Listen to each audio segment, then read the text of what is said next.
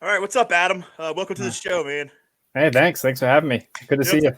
yeah, I'm so glad I got you because I don't know if I can handle another 30, 40 minutes with Jason Gardner. You know what I mean? Oh, Jesus, just the guy's just gets boring. nauseating after a Yeah, while. yeah. Then no one likes Kim. No one likes Kim Wood, so Yeah, yeah. it's good to have a fresh face on here, man. But how's life, dude? We're both Northeast guys. Has it been a mild winter for you? It's hell a little bit. We had one storm. Like I think it was the week before Christmas. It was supposed to be.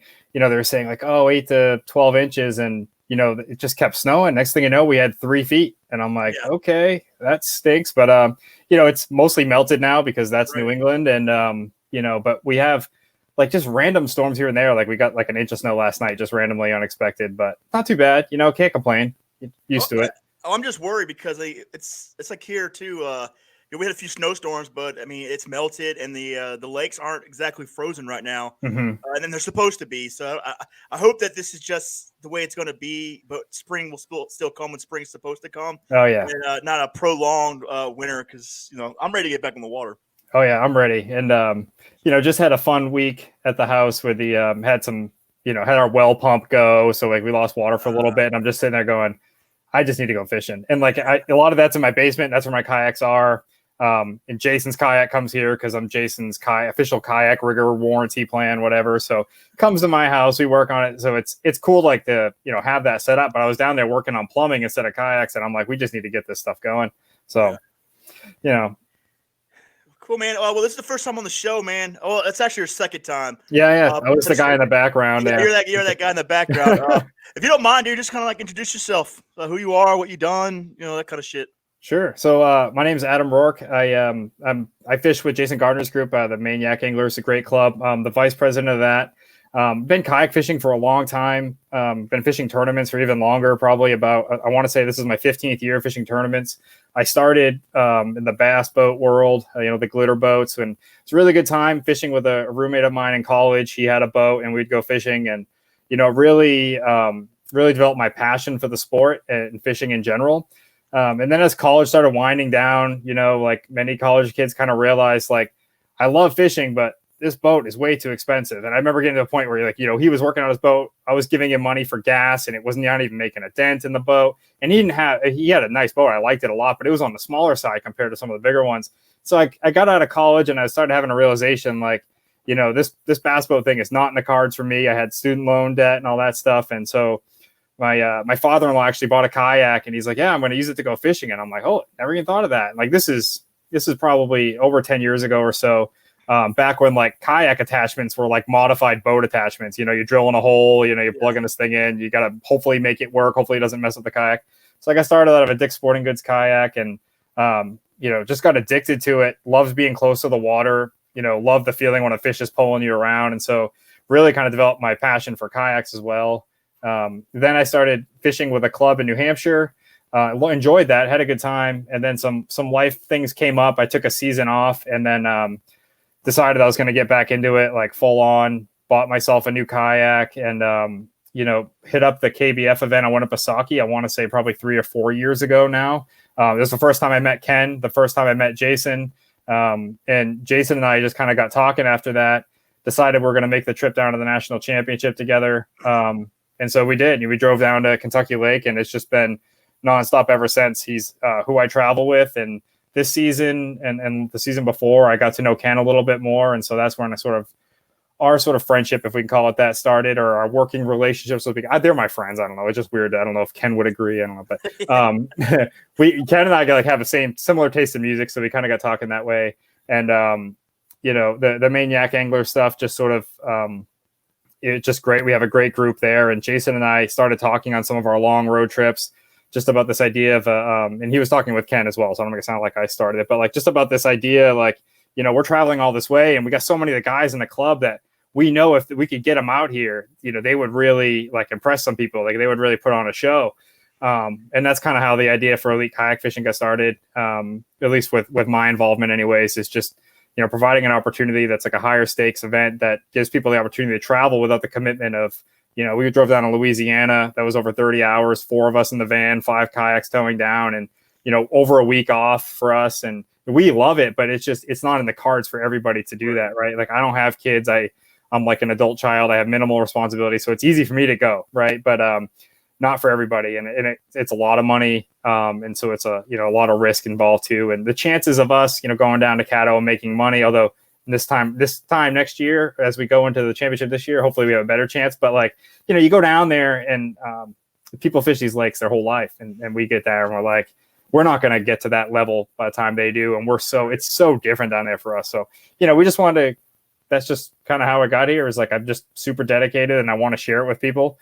I've done some like fishing seminars and stuff at Bass Pro. I was on the I was a pro staff member for Bass Pro here in Hooksett, New Hampshire for a couple of years. And that was a good time. And so ever since, I've just wanted to be involved and share with people what I love about the sport. Yeah. Well, one of the main reasons you're calling here tonight is because of the new Northeast regional thing that we're doing. Yep. I'm sorry, the name was it the Elite Kayak Elite Series? Kayak Fishing. Yeah.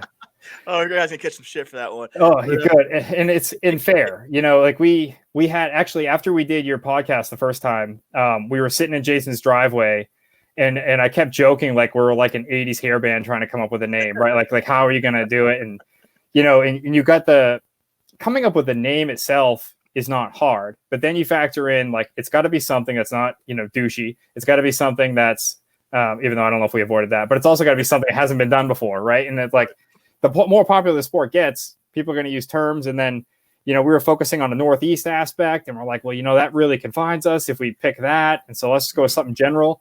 And I don't even know, like, we just kind of got to a point where I think we're all just tired of that part of this. Like we were coming up with a name. We were talking with a bunch of people, getting a lot of things in motion. People were saying, what's the name? What's the name? We're like, I really don't know. So finally, I think we just got worn down to the point where like, this will work.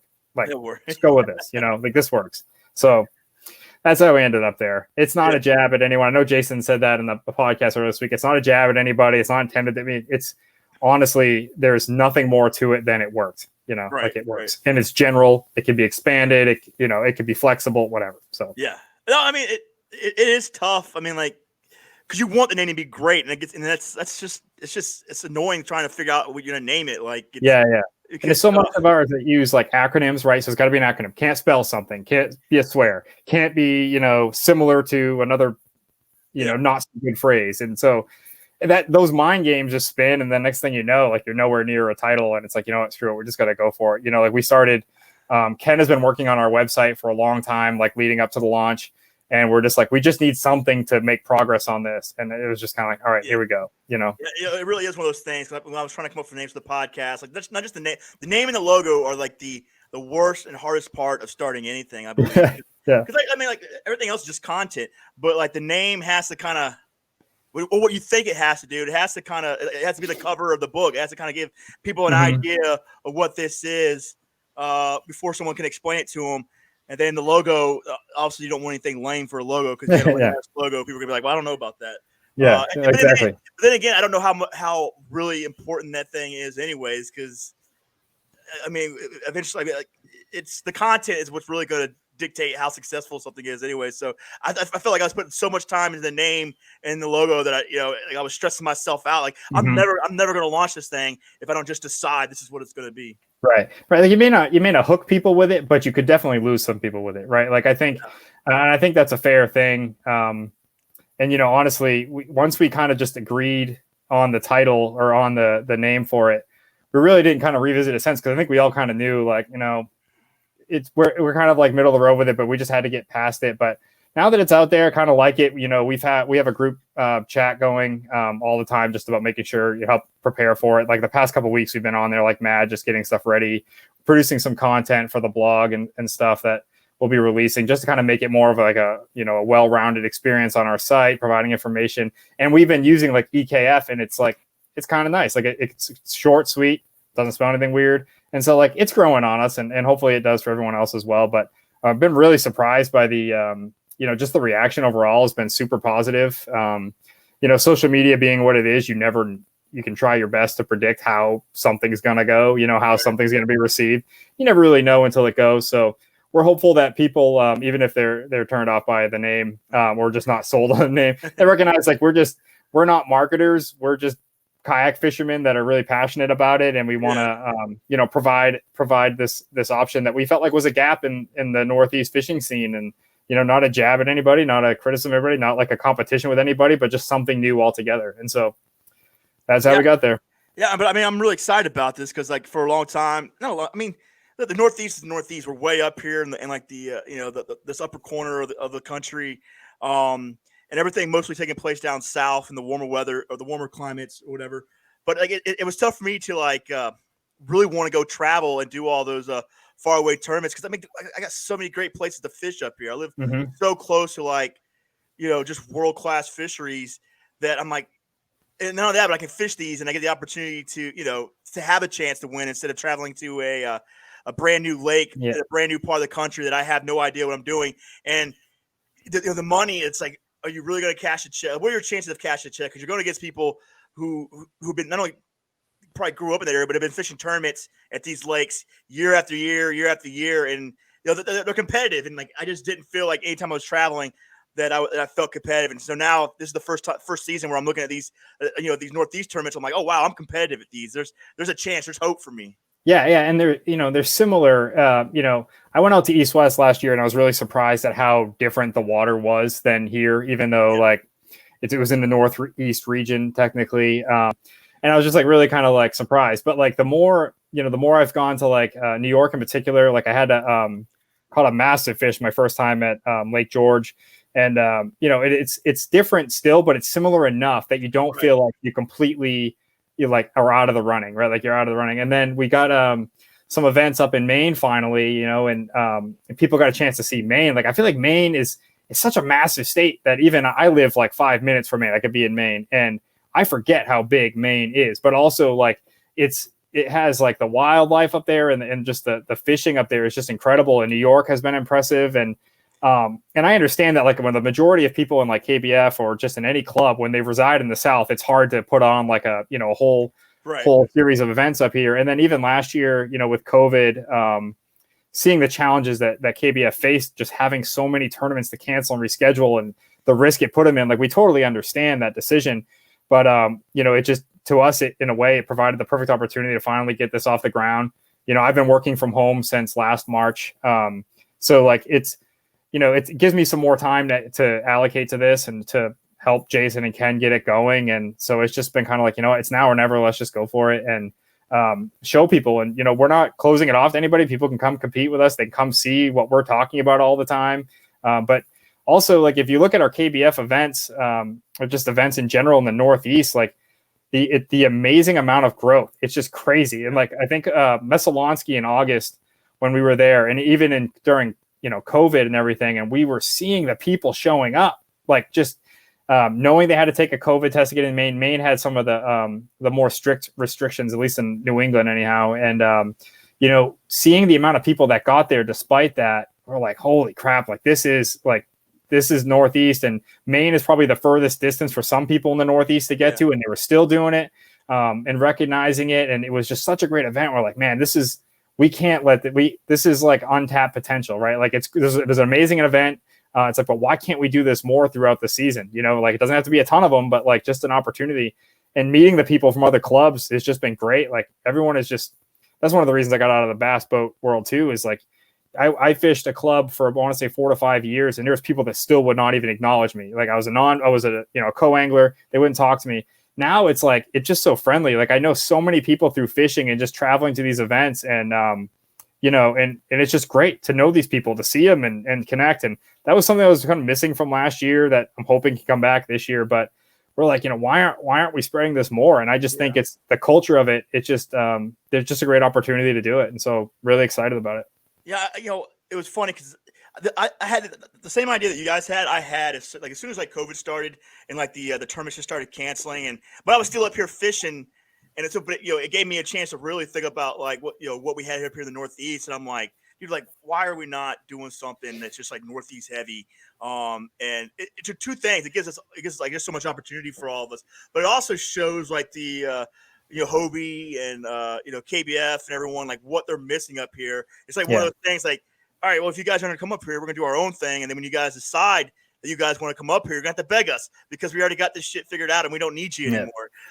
Which I'm not, I don't mean that at all. I want those guys. I here, understand, yeah. But at the same time, it's like, dude, like we know what we have up here. We know the kind of fisheries we have, and we know that there's a shit ton of anglers up here who just don't get the opportunity to really do anything because it takes a special, kind of lifestyle to be a competitive, kayaking. Even guys like us, like I only make like a few trips down south a year. You know what I mean? Like it's just not.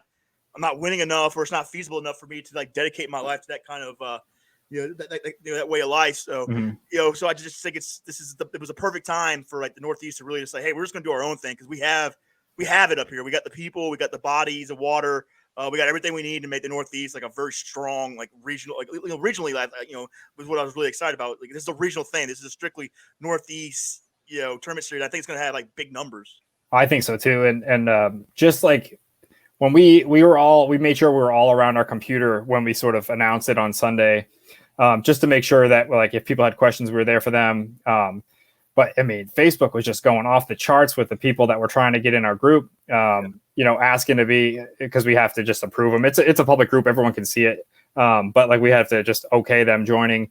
And, I couldn't believe the amount that we're going through. It was just crazy. And it just goes to show. And even on, I don't know if I don't think you were watching the Kayak Bass Nation podcast with Jason on it. The people that were coming out for that just to see like how he would do and ask questions.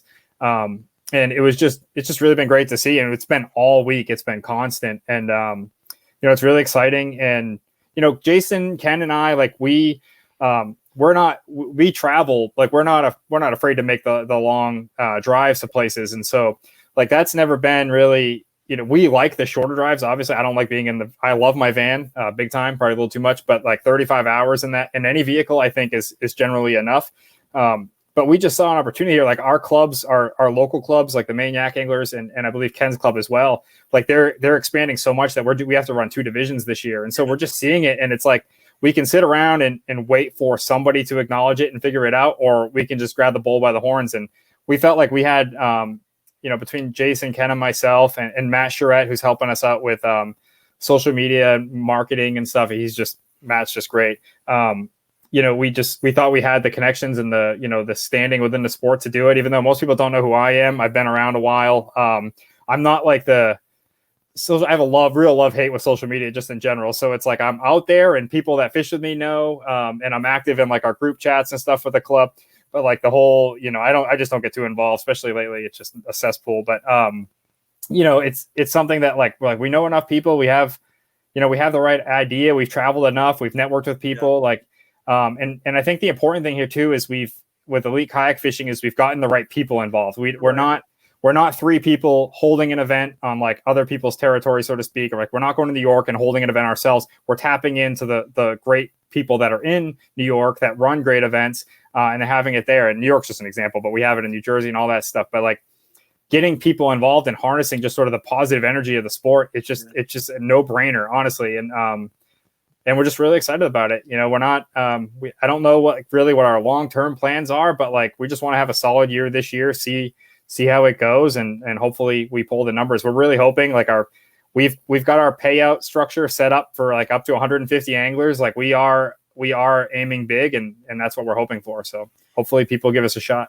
Well, that's a good point. I think you guys made a really good selection, like who you guys were going to use, like these, especially like using people in the local areas and letting them, buy into this and becoming a part of this. Because I mean, you're right. Like, I mean, the guys that you have, like Justin Hosner in New York is one of the best tournament directors in the country, I believe. Like he just knows what he's doing. He knows how to make good, fun events. But he's been doing it a while, and he's well known for it. He's worked for KBF a few years ago doing the regional thing in the Northeast. Then you got Jason Gardner, who's very successful at being a tournament director. Kim Wood has done from what I know, he's done a great job over in his area. And then Brian, at the Adirondack, he's got tons of experience. And you watch like a lot of these TDs, like New York, for instance, like with Justin, we were averaging like 60 people per tournament to the point where like we had them on small lakes. We had to include like another lake to be able to like have these events. And just like this is big. It's like in these they're doing so good. You know what I mean? Like 60 people. That's a pretty good turnout. And then you got Brian, who's only like made less than 100 or maybe 100 150 miles away, they're maxing out with like 20, 30 people at their events. It's just like there's a lot of people up here that want to fish. There's no reason why it wouldn't be like an event on Cayuga. I don't see how that thing's not going to have 150 people between the 3 or 4 tournament series that we have up here, and they're not small. Like when I tell people down south about like some of our like how our events were, they're like, you had that many people, fishing these these events up there. I'm like, yeah, we got a huge scene up here. And it was just like the way you guys put it together and the people you're using. I don't know how it's not going to be successful. Like everyone that you guys pick knows how to run a tournament. And everyone and all of them are pretty well known within the community for being really good tournament directors. Yeah, definitely. And we really picked the bodies of water too that are going to showcase it, right? Like, so not only did we, we picked big names, obviously, because those are fun to fish. But the other thing too is like we didn't want to. We don't want to create a club that's like an emulation of another club or like another maniac anglers. Like we aren't looking to run like a second version of the same thing. We wanted to make it different. And a lot of our local clubs, like you mentioned, like as they get bigger, they're on smaller bodies of water. Like what sets this, we want to differentiate it. Like these are for folks that want to travel. It's a great opportunity to get on these bodies of water that really you won't otherwise, right? Like the tournament is the driver to take the trip. But also, you're fishing these bodies of water you hear about, you see on TV, and it's really great. Like Winnipesaukee is the big one in New Hampshire. I think it's like the only big one. It's certainly the only big one that has like multiple public launches. We do have other, we have a lot of ponds and smaller bodies of water that are excellent to fish, but like one that could host an event like this is definitely Winnipesaukee. Maine is full of them, but like Cayuga and Champlain. Champlain's really like 3 hours away from me. I've never fished Champlain, and so like I'm really pumped about the lineup to get down there. The one in Jersey that I can't pronounce, and I'm just not try to pronounce it. Like I'm really excited about that because it's still like probably maybe a 7-hour drive for me, but it's like that's not.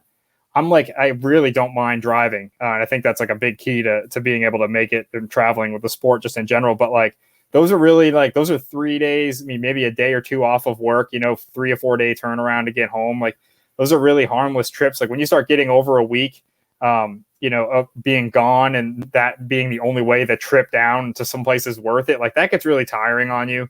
It burns you out, especially like national championship where, we were coming home with not a lot to show for it. We weren't like down on ourselves, but like, it takes a lot, you can't help but think about, the money you spent, the time away from family. And so this just gives people an opportunity, maybe a little bit easier to make arrangements just for a few days. So really just pumped about it. Yeah.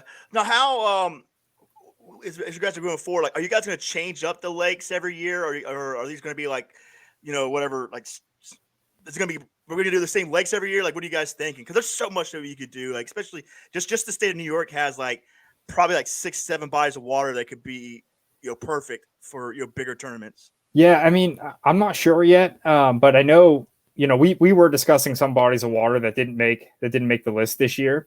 I think we don't have much of an option in New Hampshire. So I think if we continue to have a New Hampshire event, it's going to stay on Winnie. But like, Maine has many options. Massachusetts has some others that we're talking about, and I'm sure. So I think we'll just be kind of looking to play it by ear. We're really for now just focused on getting this thing off the ground this year, but we're not dead set on anything right now. Like We're just totally like in observation mode. Learn as we go. We're going to have some hiccups this year. We're a brand new trail. Trying like a relatively different format. There's just a lot of like sort of branches of this, I guess, so to speak, that like could easily have like little hiccups here that we're looking to learn from.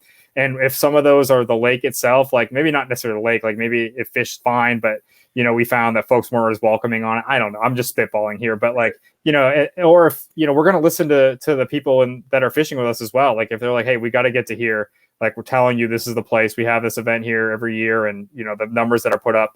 So we're totally open. Like we want to fish too. So we want to go to the best places. And if somebody raises them to us, and we're definitely considerate. So nice. And what's been the because there's like the thing you find out like when you take an endeavor like this, because you love fishing, you love traveling, you love doing the tournaments, but now you're the guy who's putting all this together. But I'm a tournament director now too. But like the one thing is, I made sure not to do too much because I'm doing this for me. Like I want. I want to fish more tournaments, and I want to fish these bodies of water and compete. So, I set myself up in a position where like I'm not the guy looking for sponsors. There's someone else who's doing that. Because like I said, I'm here to fish, but I'm also at least the person who got this thing going forward. What do you guys? How do you guys look at it? Because I know like Kid Wood, and he loves to make money. And he does pretty good at it too. Yeah. So, like, do you think it's going to be easy or hard for you guys to fish when you got something like this? This is pretty. It's big. It's a regional thing, not quite a national thing, but it's going to be big. You're going to have a lot of people. A lot of things, a lot of eyes on you, a lot of people that want to get involved in things. So there's like I guess the business part of it that you got to start thinking about. Yeah, we've had some early conversations about that, like whether or not we should fish. Of course, Ken and I want to, and Jason we've had discussions like, how does it look if we win? That's never a concern for me, just never something I have to deal with.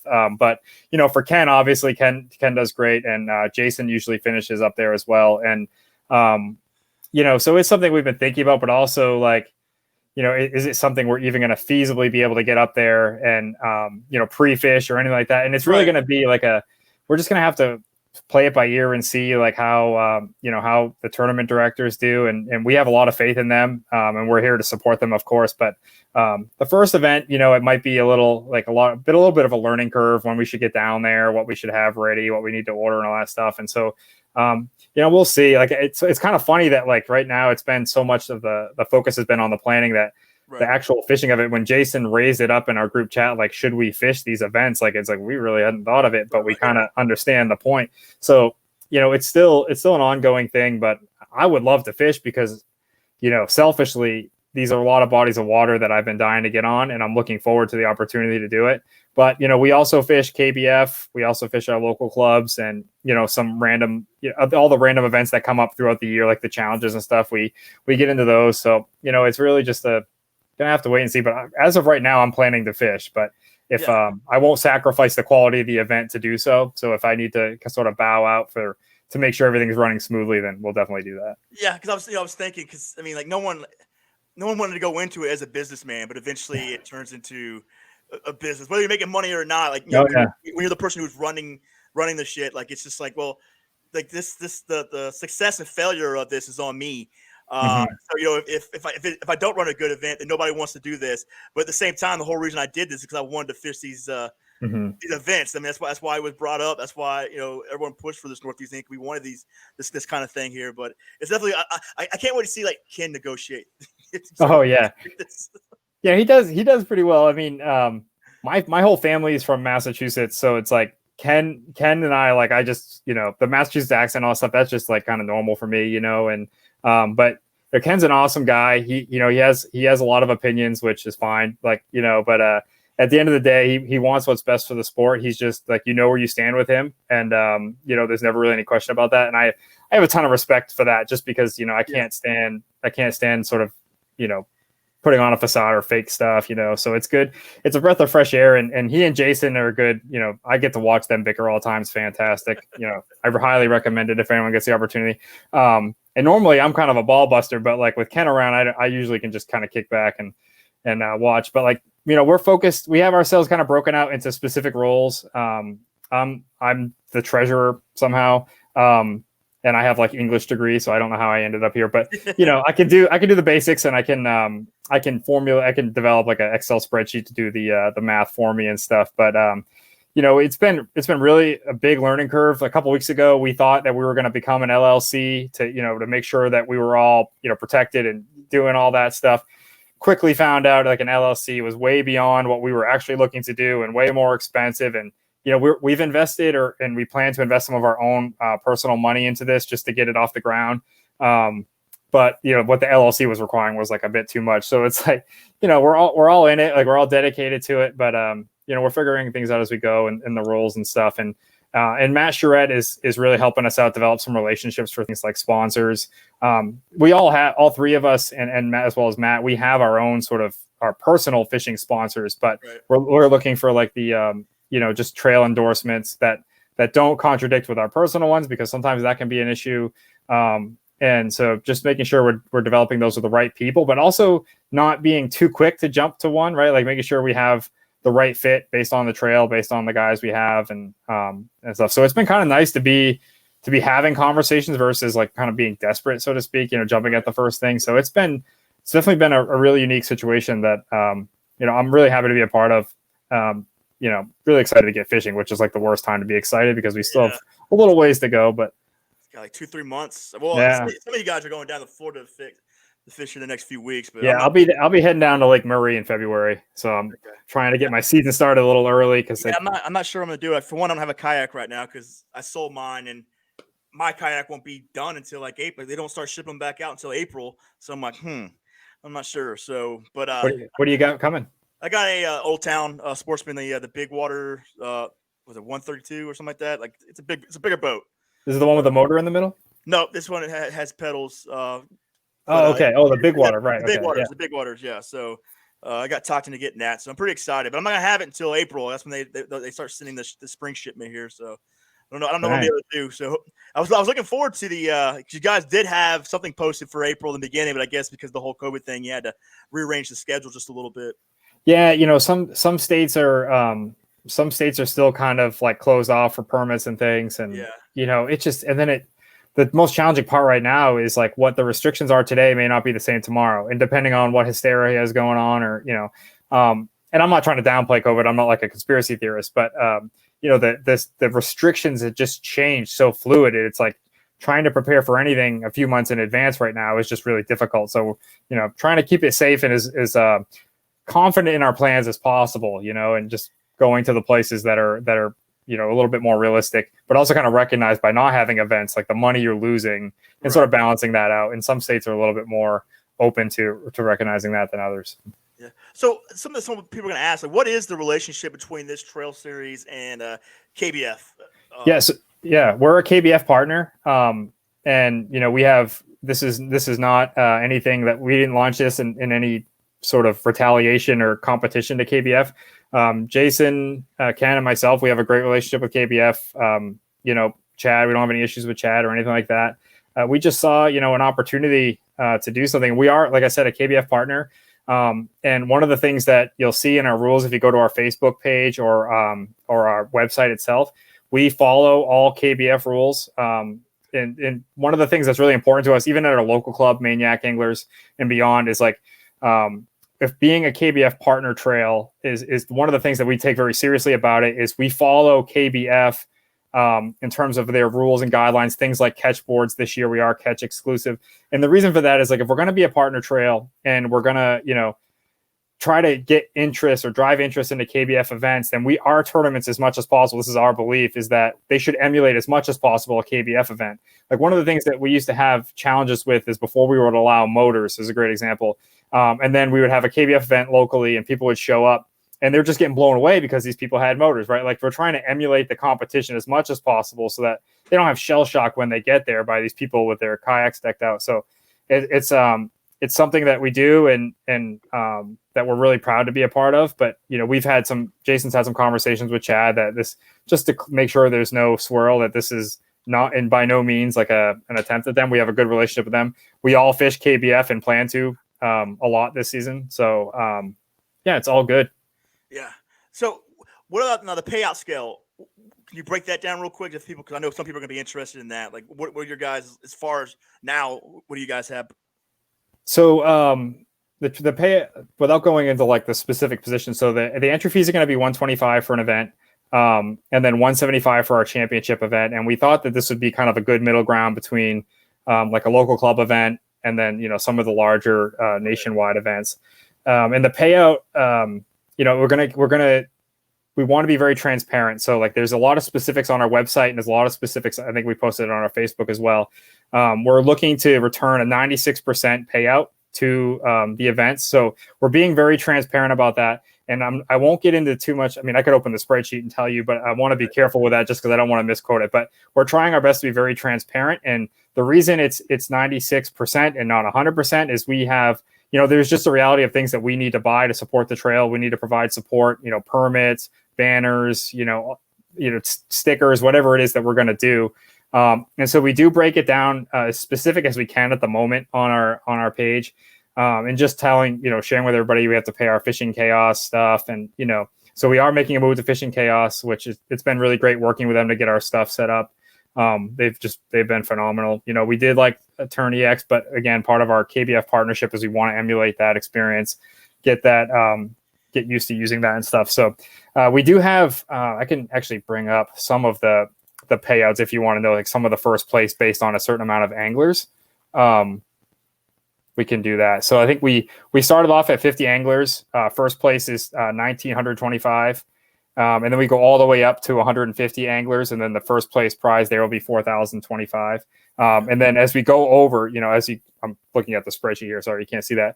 But 150 anglers pays out 15 spots, with the last place getting 175. So like the amount of payout spots increase with the amount of entries. And then, steadily increase there. So. Okay, cool. I like that you guys. It kind of cringes me, like when people say it's 100% pay, or when they want 100% payout. I'm like, that's not fair, because there's money that goes other places, advertisements, plaques, all these things, and like I think that the worst thing that a tournament director can do is take those costs on himself, because it's just not a smart way to do it. So I wish you would get over it, like it not being 100% payout, because I mean it costs money to run tournaments. Yeah, it does, and time and money. Yeah, and it's you have permits right off the bat that like you just can't dispute, right? Like those have to be paid for in most states, if not all. Like you have to buy a permit. Like there's fees associated with some. Obviously states vary, but we're already the people that would say that I would welcome them to try running an event that way. But also like we, Ken, Jason, and myself, we came to the table prepared to invest some of our own personal money, like whether we get it back or not, like to get this thing up and running. And, just something as simple as like opening a bank account has cost us personally money. Like we're trying to set up a club bank account. And so I would really, encourage anybody. We'll be happy to find a way that we don't have to do that, but I'm not sure that it's possible. So, we thought 96% is pretty fair, while still giving us like a buffer to have the things we need, make these events, right? Like if we need to rent the space, if God forbid we're allowed to by then, we want to have this an experience as well. Like it's not just a show up and fish, and maybe you'll see somebody else, maybe you won't. Like we got to have these events, and it takes us building relationships, but also there's some things that we just have to invest some money in, banners and things like that. We're looking to get sponsor support, but that stuff takes time. And we also can't like necessarily rely on it exclusively. It's just, we want to make these good events. We want to make them not only a great fishing tournament, but a great experience to meet up with people, have some food afterwards, shoot the breeze, have a beer, whatever. Like those things, people don't do those things for free. And so, we have to do it somehow. No, and I'm 100% on board with that, because some people just think that you should be doing this just because you love the sport or the kindness of your heart. It's just like, that's not the way the world works. It's not. It's not. Like, there's only like so many seasons I'm going to do something where it's like where financially it affects me, time wise it takes me, because a lot of my time is worth money. So for me to go out there and do these things, it's going to wear on me. Like if it's just me giving and not getting anything back to make this easier, like it's just, there's no way that it can work like long term wise. Which is why you probably see like some of these local tournaments changing local tournament directors quite often, because there's just not enough to keep someone in that job, that thankless job. Yeah. And you really, I mean, if you don't love this sport, I jokingly refer to it similar to, I used to be a high school English teacher a couple of years ago, and I still teach online, but like, it's kind of like teaching in a way that if you're there for the money, or you're there for like the wrong reasons, you don't make it very long, right? Like you have to have a driver to get you there, because I will tell people that the money is certainly a challenge when running this stuff, or it's certainly a consideration, not in terms of getting paid, but like in having the startup money. The other part of it that people don't tend to see is just sort of like, number one, like we're trying to, in a way, we're doing some brand management, which is tough, but also we're managing people, we're fielding questions, and we're fielding, criticisms to some extent. If you don't truly believe and you aren't dedicated to what you're doing, like the constant messages will drive you crazy in general. And we're still like, a couple months out from our first event. And so like, I don't know. I mean, you have to be dedicated. You have to be in it for the right reasons, and the growth of the sport, and, going fishing at the end of the day. But there'll always be people that criticize, and that's totally fine. We just made it a point up front to say, like, we have nothing to hide. Like this is our money situation. We're obviously, we're not going to share our bank account information, but we're gonna tell you the payout. We're gonna tell you where the money goes. We know that we're asking a little bit more in entry fees, but with a name like Elite, you got to have a little bit of an elite sort of status. But also, like, we want to make the payouts worth it. Like, we want to, like, if people take the time and invest the money to travel, the potential to make their money back, potentially cover their trip, is an incentive, right? We don't want to go there. If we had people travel 8 hours, make $500, cover gas money, like that's not incentive, right? Yeah, it's not really. That was what I was thinking too. Like I heard someone talk about, like, on one of our local chapters, whatever, was complaining about the payout, and it was complaining, like, the pay in, and then was curious and it said something about the payout. But I want to say, like, dude, like, I'm not traveling all the way to Maine, if the payout's not worth, what I mean, like, regardless. I mean, granted, if I lose, I lose, but like, if I'm, I would like to have some way to get that money back. And Yeah. if I do win, I want it to be a pot that I'm happy with, and because these things are like, it takes time and money to get from event to event. And I'm sorry, I don't want to travel to Maine to do something that's the equivalent of a local tournament, that pays similar to that. I want something that's going to pay a lot more than that, or it's just not. Yeah. Like, this isn't a Disney trip for me. I'm not going there for like the sites and to get a picture with Mickey Mouse or something like that. I'm going there because this is competition. Yeah, and we worked the numbers. We moved them around. We tried every which way, and where we landed is just sort of like, we tried getting more money out of some things. We tried moving the dollar amount for entry fees to get more payout, and this is sort of the sweet spot we landed on. And we have tried many ways to try to get to even increase our payout even more. And we're like, we can't do much more. I think 96% is pretty impressive. I think our transparency is, people can criticize it all they want. To us, it's like they took the time to look, and they acknowledge that we shared it. I mean, we can't get everyone we're not going to please everybody, but it is important that at least everyone knows where we stand. There's nothing to hide. There's no, backroom deals. We're not filling our pockets here. Nothing like that. We just want to fish. So. Yeah, transparency is definitely the key. Oh yeah. All right, cool, man. Well, what I mean, you guys put it together. What body of water are you looking forward to fishing the most? I'm looking forward to Champlain. I've heard so many stories. I have friends that have fished Champlain a lot.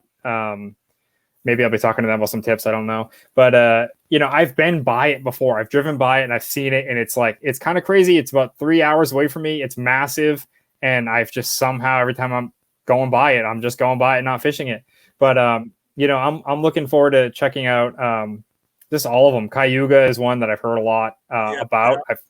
I've already started nerding out to some Bassmaster videos. I try not to watch those too much because who knows where they are or all that stuff. But like, gives you a feel for what the fishing is like. And and last year I kind of really got into the Ned rig and stuff, which I know a lot of people have. But like, just my style of fishing changed a little bit last year. That, like, seeing the way those events were going, I'm like, I think this might play well to that evolution from last year, and hoping to pick up with that. So I'm just looking forward to it. Any of them really. I think there's only a couple that I have fished before. I know Messalonski I have fished, which that event last year was fantastic. So anytime I can get back to Messalonski, I'm game. It's just a beautiful place. Oh, cool. Now, what's this? Just using angler outside this the tournament series. Like, what are you doing next year? What events are you traveling to? Are you doing Hobie events, KBF events? Yeah. How busy are you really going to be? So I think, actually, I have my list here. I want to say I have close to about 20 events between the local club and elite EKF, and then also KBF. So for KBF, I'm heading to Lake Murray next month. National championship, obviously. Debating, I'm going back and forth between East West Harbor. I went out there last year. I made the drive by myself. It was a bit of a long drive by myself. I actually drove straight to Milwaukee, visited a friend, and then for a couple of days, then came back to East West, and that was a good time. Any of the events up here. So I'm trying to think of what the other one was. I actually haven't listed. I could just use my list, but I think I have about 20. So I'm debating about the Potomac. I have a love-hate with rivers, but I want to get out there. I'll be at Candlewood. And I'll be at the national championship for sure. So like, in East West is kind of still like up in the air for me, depending on how it goes. I may just wait and see how the early events go. And if I don't do so hot in them, which I probably won't, I'll probably make the drive. And if I'm going stir crazy, thanks to working from home, I'll probably make the drive. But yeah. And then we have our other events. So Winnipesaukee is always fun, but it's a local one. It's hard for me to it's weird because it's so close. I should be more excited. Like, it's kind of like my home turf, but I really don't fish it that much. And it's kind of just like, kind of take it for granted because you can do it any day. Right. So it's like, okay. Yeah. But that's how I am with Oneida. It's literally like 5 minutes away from me, but it's and it has big events there all the time. And I just forget how lucky I am to live next to that body of water, because it's like, once you fish it a lot, I spend most of my time not fishing it, trying to go to other new places. So. Yeah, honestly, the thing I'm looking forward to the most this year is just getting back to like somewhat a level of normalcy where you get to interact with people. Like it took me, it was really a slow start to last year for me because, we're showing up to these lakes and, there was no meetup. So it just kind of felt like a day of fun fishing. And then you check an app, and I didn't realize how much I need the social interaction after working from home, being sort of isolated, then going fishing. And so I'm looking forward to just sort of like the meetups afterwards, the conversations. And, Messalonsky, the KBF event, the Super Trail event up here last year, really kind of reminded me of that, because we were all staying, a lot of us are staying at the campground. And so we're able to like safely, be around each other. And I was like, damn. And it was unfortunate in a way, because it got me fired up for fishing towards the end of the season. So I was like, let's go. And I decided not to make the trip to the national championship last year, which is a bummer, but it just didn't quite work out. But this year I'll be back. We're making the drive. Looking forward to getting some redemption on Caddo, because I figured it out just too late. So. All right. Well, last question about the series. Like, just got to ask, because we don't know what's going to happen next year. Like, I keep thinking that this COVID shit's almost over. Yeah. And then I go back to work, and I'm like, God damn it, this is going to be a minute. And so we don't know. Like, and granted, most of the season doesn't start till most of our season in the Northeast doesn't start till like May anyway. So we got some time. The vaccines are out. Is there anything you guys are thinking about, like, what to do? Because now we got experience, right? Like the pandemic happened, so we learned how to fish during a pandemic, like how to have tournaments. It wasn't the best, but we salvaged a lot. Is there anything you guys are thinking, like, if we do get some hurdles because of the COVID thing, like what you guys are going to do? Are you going to do your best to keep the events going, regardless of how many people? Just like, what do you guys think? Like do you have like a plan B? Yeah, I would say like our goal is to still have the event, and ideally, one of the things that we've been discussing, and that we kind of learned through last year is, we want to have an event. We want to have like a ceremony of some type, because that's kind of, even if not everybody can be there. So we're considering, like, depending on the restrictions, maybe having the top 10 come to the gathering, or the payout spots come to the gathering, sort of do like a webcast of the results. If that's obviously not ideal, not what we're striving for, but that's like an option that we can remain socially distant and still, in compliance with whatever sanctions there are.